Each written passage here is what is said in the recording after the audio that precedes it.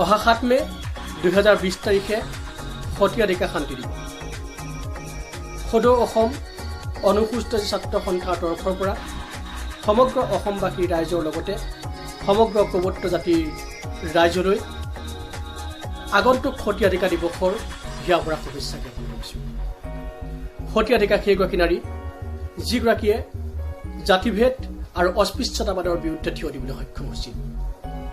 সতীয়াধিকা সেইগৰাকী নাৰী যিয়ে ৰক্ষণশীল সমাজখনক, যিয়ে জাত্যাভিমানী সমাজখনক মুখত চূণ সানিবলৈ সক্ষম হৈছিল। সতীয়াধিকা অসমীয়া ধৰ্মীয় সমাজখনৰ এক দলিল। সংস্কাৰমুখী অসমীয়া সমাজখনৰ বাবে সতীয়াধিকা এক আদৰ্শ। সতীয়াধিকা হ'ল কবত্ত কুলৰ জীয়াৰী, কবত্তৰ কুলনন্দিনী। এটা ভাল খবৰ আমি দিব খুজিছোঁ।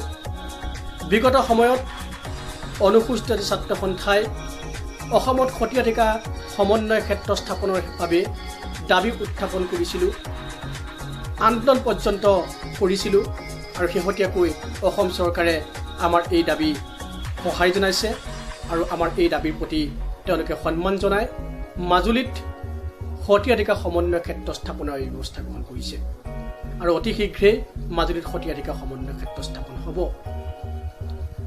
কিন্তু সতীয়াধিকা দিৱস এইবাৰ আমি পূৰ্বৰ দৰে উলহ মালৰে সামাজিকভাৱে পালন কৰাৰ যি পৰিৱেশ, সেই পৰিৱেশ নাই।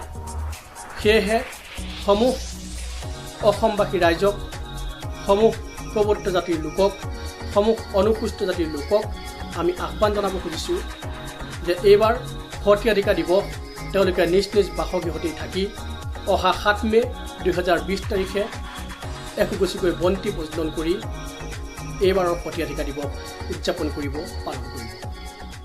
এয়া অনুসূচিত ছাত্ৰ সন্থাৰ আহ্বান। ধন্যবাদ। জয় আই অসম।